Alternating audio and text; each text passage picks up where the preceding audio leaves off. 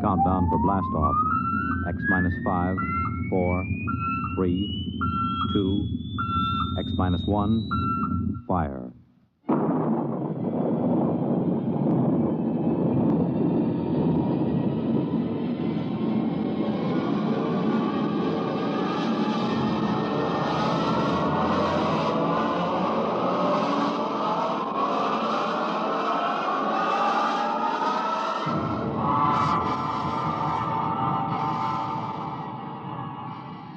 From the far horizons of the unknown come transcribed tales of new dimensions in time and space. These are stories of the future, adventures in which you'll live in a million, could be years, on 1,000 maybe worlds. The National Broadcasting Company, in cooperation with Galaxy Science Fiction Magazine, presents X minus 1.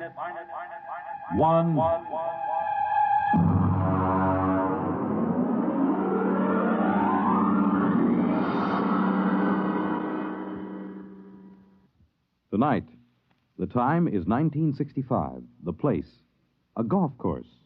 The story, open warfare.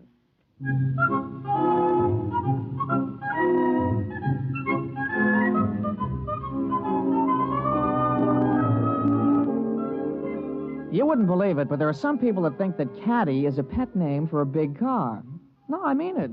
Over those little wagons you pull around the course or carrying their own clubs, there are people actually playing golf for years, never seen a caddy. As far as I'm concerned, you take the human element out of golf or any sport, and what do you got left? Nothing. I mean, you could say I'm prejudiced on account of my being a caddy, but that's the way I feel about it. Besides which, a caddy is a perfect observer of the passing parade of human experience. I'll give you for instance. Now, you take Jim Pearson. He won the U.S. Open in 1960, 61, and 64. Well, let me tell you about Jim Pearson. He was the pro at the club here, and I remember when it all started. He was out playing with Mr. Hatcher. That Sam Hatcher. He couldn't break 90 if the ball had wings. And in the locker room, he looked like a sack of flour that had been set down hard. But he was loaded with money. Anyway, they were waiting for a foursome of dames who shouldn't have been wearing slacks. When Hatcher turned to Jim, and with a real sweet smile, he lowered the boom. Jim, you're a good golfer. Thank you, Mr. Hatcher. You're a good golfer, even if you can't teach me anything. Oh, you're coming along fine, Mr. Hatcher. We've been good to you at the country club, haven't we? Oh, yes. I want you to do something for me. Yes, sir? Stay away from my daughter. Oh, well, Mr. Hatcher. I won't have Alice marrying a man who has nothing but coordination and muscles. What?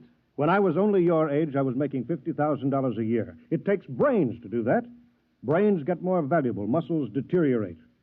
There's nothing muscles can do that a machine can't do better. You don't think I could make $50,000? I know you can't. You haven't got the guts. Now, listen, Mr. Hatcher. I'm just quoting history, Jim. Take the tournament in St. Louis. You blew up.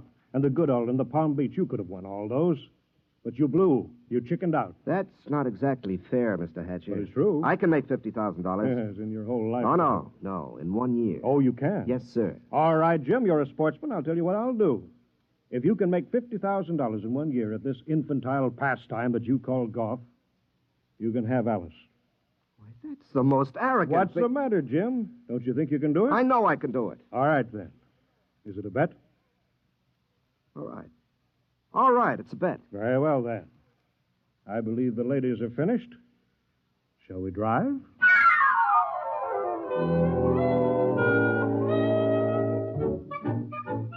Naturally, old man Hatcher set a trap for him. And I guess it worked pretty good, too.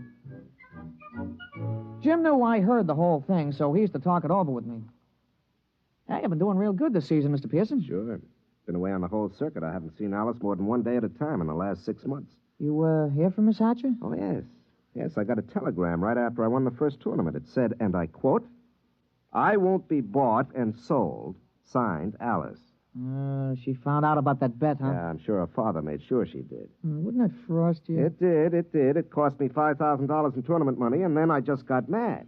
You know, the cold mad, the kind of mad that puts 20 yards on your drive? Yeah, I know what you mean. Sometimes when I get sore at the caddy master, I go out to the driving range. Bango! Every time you hit it, you got it right between his eyes. Yeah, that's the idea. Every time I slam a ball down the fairway, I feel as if I've just belted Hatcher right behind the ear. You, still figure you got a chance? Oh, I'm going to get that $50,000 this year, all right. I'm going to win the U.S. Open, and that's worth $25,000 in cash plus vaudeville appearances or Ed Sullivan's television show or something. And I'm going to take the money and I'm going to lay it in front of Alice and I'm going to say, I wasn't buying you. I was buying the right to tell you I love you. Ah, gee, that's pretty. All right, never mind. Give me a number 7 iron.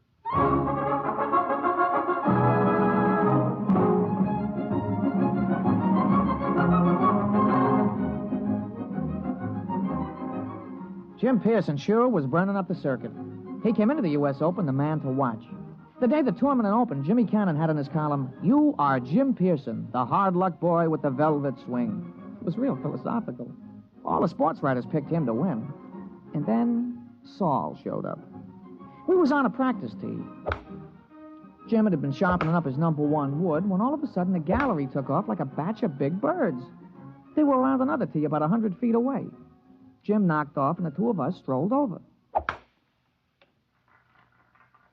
Hey, that's some swing. Who is that, Pete? I never seen him before. His name's Saul.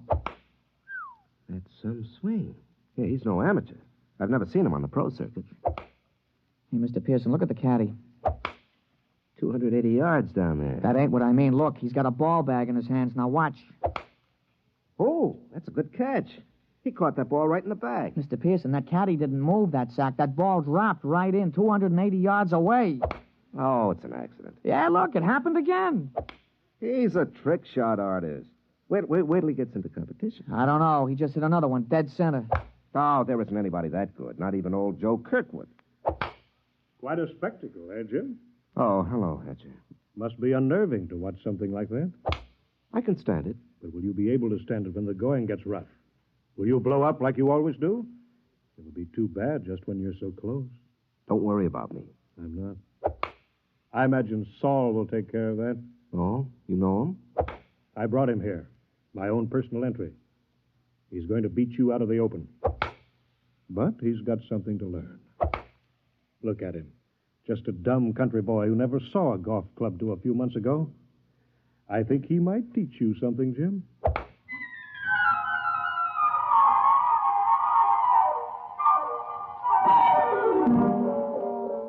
I could tell Jim was going to have a good day the minute he took his driver out of the bag. He took his practice swings, and they went around clean, grooved, and loose. I would have bet my shirt on him. As a matter of fact, I did. The crowd was sympathetic. They wanted to see him burn up the course. Well, Pete, we all ready? Yeah. What's this? New kind of golf ball? Oh, yeah, a young fella from the A.B. Wells Sporting Goods Company. He slipped me a fin to talk you into using these balls. Well, I don't know. They any good? Yeah, I figured. They guaranteed they had 20 yards to every drive. I sure could use 20 yards. Well, he's going to come around to see you later. He wanted to sign you up for testimonials and advertising and things. You know, the golf ball used by Jim Pearson when he won the U.S. Open, that kind of thing. There's a lot of dough in it. Well, we'll give it a try. Let's tee up.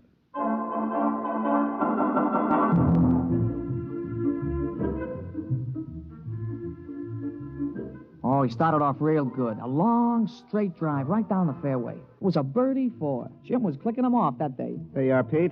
34 and a 32 for 66 on the 18. 6 birdies, 12 pars. Yeah, 3 more rounds like that should win easy. Hey, how were the new golf balls? Huh? Oh, fine. You know, they aren't kidding. It does average out about 20 yards longer on the drive. I'll have to get a couple more dozen.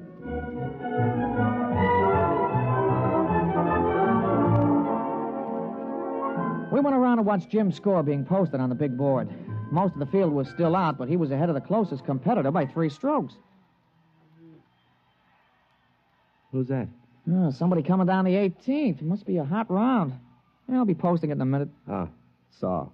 Hmm? Yeah, you see, there he is walking through the crowd. Yeah. Well, here comes the secretary with the score.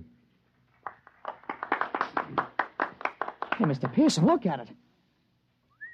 32 and 32, 64. 64? That's a new course record. Yeah, well, it's only the first round. New course record. Look at that. 3s and 4s, 3s and 4s.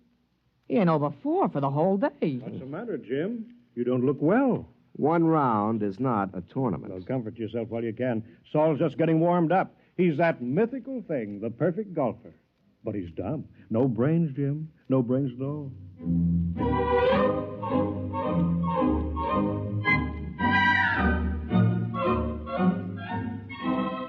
Naturally, in the sports broadcasts and the newspapers, Jim could have been playing on a miniature golf course at Asbury Park, New Jersey. The big news was Saul.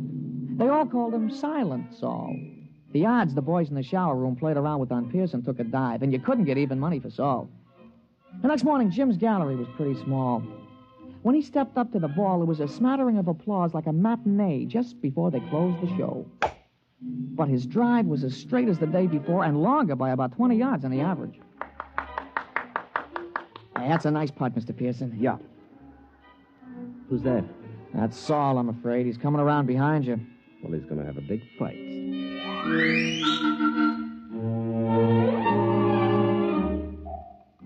Jim's second nine was a duplicate of the day before. Another 32. He equaled Saul's record-tying score of yesterday. Then when we came in to read it on the big board, he looked like somebody hit him on the head with a driver. Look at that, Pete. 31 out, 31 back for a 62. He's got me by 2 strokes today. And 4 strokes in all. What do you got to say, Jim? Oh, nothing, Mr. Hatcher.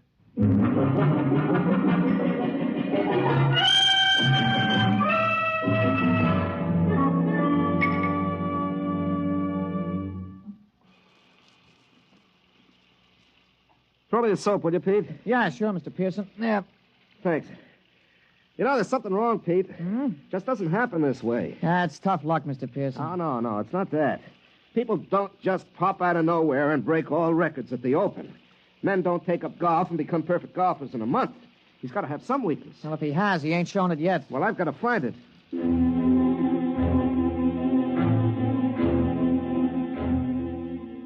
Jim was out the next morning, and he came in with a classy 32. On the back nine, he slipped a stroke to 33. He was still 4 down.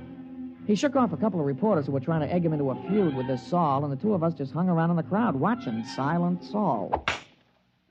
His first drive went a clean 300 yards down the fairway, straight as a ruler. Pete, there's something about his swing. There's something about it. I've seen it before. Oh, you never saw that Silent Saul before, Mr. Pearson. Still, there's something about his swing.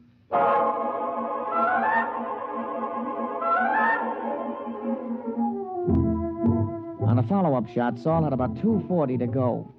He took a club from his bag and took a few wiggling gestures, set his driver behind the ball, and swung. Pete? Did you see that swing? Those wiggles? Yeah, well, a lot of guys do that. Yeah, but it's unnecessary. I mean, you don't have to make those wiggles before you address the ball. Yeah, sure, and you don't have to spit 3 times every time you got a tough putt, but you do. But there's still something strange about him. Everything about him is perfection except those wiggles. And he doesn't talk. Look at him putting. Just look at him. Mm-hmm. That could be Todd Winters, couldn't it? Yeah, he does look something like Winters. Yeah, when he putts. But that iron shot, who wiggles like that? Who does those wiggles? George Potter. Yeah, I guess he does. Yeah, and the approach shot, Pete. That's Gordon Brown. Nobody else bends the knee that way. He really gave it a lot of study, huh? And the drive. That grooved swing on the drive. Pete, come on. I've watched enough.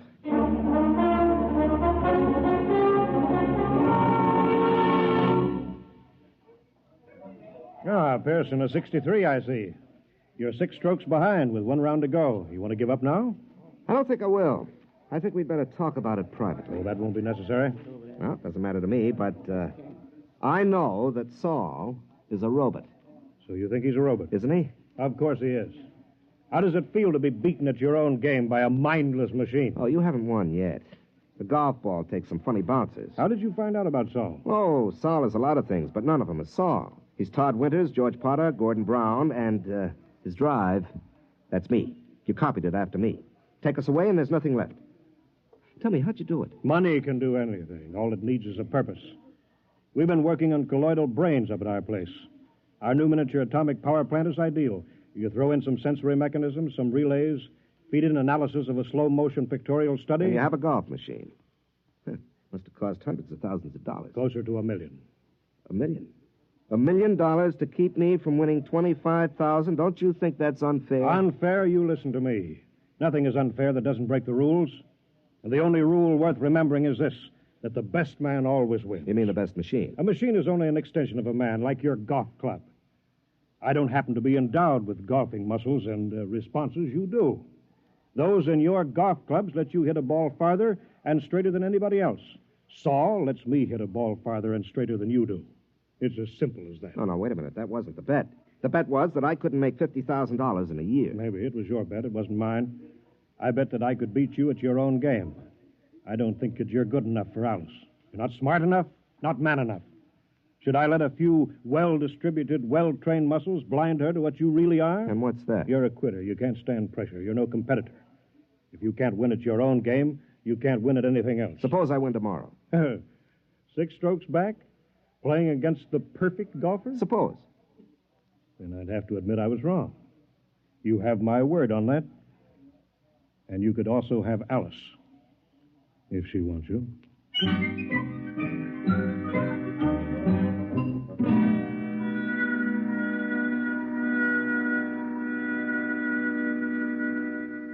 Somewhere, Saul must have an Achilles heel. Pete, the prime fact about man is his adaptability. Yeah, sure. Yeah. They've got to build in at least one constant, if not more. How about judgment? I don't think so. They could tell whether he'd have wind or rain or the sun or slow greens or something. They got to take care of that. Yeah, I suppose so. Hey, maybe you could jimmy him. Hmm? Drop sugar in his gas tank or something, smash him up. Oh, no. That isn't fair. Saul is fair. Well, Mr. Hatcher, he's playing fair according to his lights. He could have had me crippled or poisoned or something, but he didn't. Well, I'll just have to beat him on our own ground on the golf course. Oh, I don't know, Mr. Pearson. You'll have to shoot in the 50s. Well, a golf ball takes some funny bounces. Yeah, it sure does.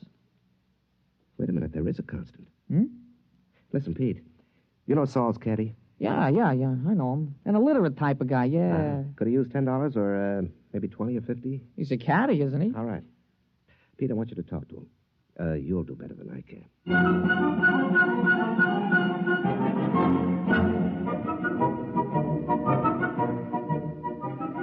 The management of the tournament is no fool. They know which side their television rights are butted on, and they had Saul and Jim paired for the final round. Jim's drive took a tail-end hook. It dived into the rough behind a clump of trees.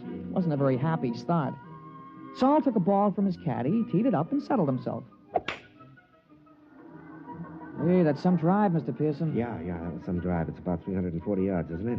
Some drive. You got a tough lie there on your ball, Mr. Pearson. You going to play it safe out on the fairway? No. You see that hole between those 2 trees? Mr. Pearson, that ain't sensible golf. Pete, sensible golf won't win.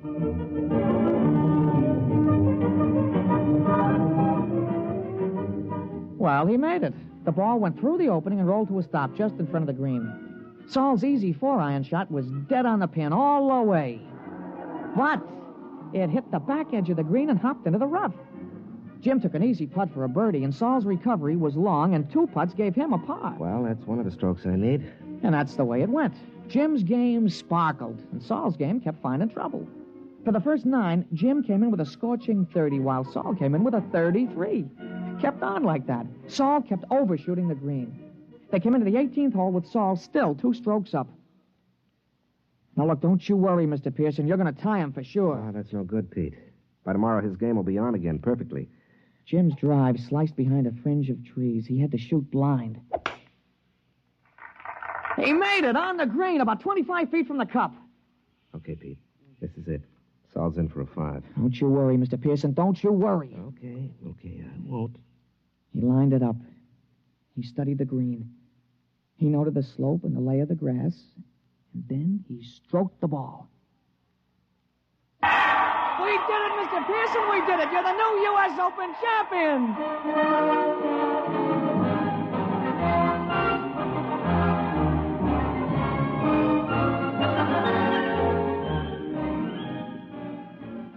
Well, we finally busted loose from the television and the movies and all those hangers-on, and we ducked around the back to the pro shop, where we run into Mr. Hatcher. How did you do it?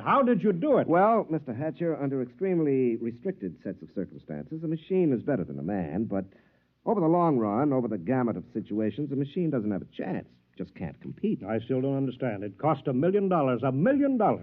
Here, have a souvenir. You can take this golf ball. No. Look at it. That's the ball Saul was using. What? Mm-hmm. Well, that's another brand. That isn't Saul's regular ball. That's right. It's a new one. Guaranteed to add 20 yards to the average drive. But that's unfair. Well, your robot was built in with one constant. It had to be a golf ball. Well, it just couldn't adapt to a better ball. But that's not fair. Why, that's... Well. Uh-huh. How about... There are no perfect golfers, Mr. Hatcher. There are only good ones and better ones. But, Well, I've been thinking about this robot of yours, and I'll be around in a few days to talk to you at your office. Huh? About what? Well, I'm sure you don't want to support your son-in-law for the rest of his life. And I have $50,000 to invest in business making robots. Useful robots. And leave golf to the men. They're better competitors. Now, if you'll excuse me, Mr. Hatcher, I've got a telephone call to make to your daughter.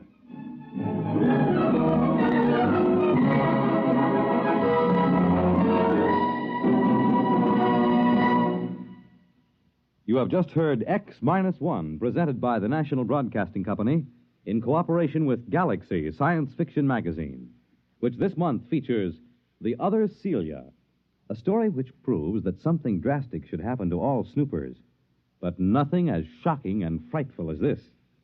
Galaxy Magazine, on your newsstand today. Tonight, by transcription, X-1 has brought you Open Warfare, a story from the pages of Galaxy written by James E. Gunn and adapted for radio by Ernest Kenoy. Featured in our cast were Jack Grimes as Pete, Larry Haynes as Jim, and Wendell Holmes as Mr. Hatcher. This is Fred Collins. X-1 was directed by Daniel Sutter and is an NBC Radio Network production.